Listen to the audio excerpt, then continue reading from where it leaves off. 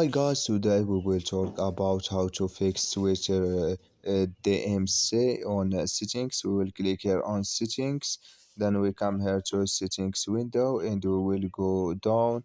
Then we click here on apps and we come here to apps window and we will go down here to looking for Twitter and Twitter app and we will go down. Then we will go to find Twitter and we will click here on Twitter and we come to next window. We will click here on force stop, then we click here on OK, and we will click here on storage, then we click here on clear cache, and we will click here on clear data, and you just turn off your phone and turn on it, and it's going to work with you. So that's all. Thank you for your watching. Don't forget to support us by liking, subscribe, and see you in next video.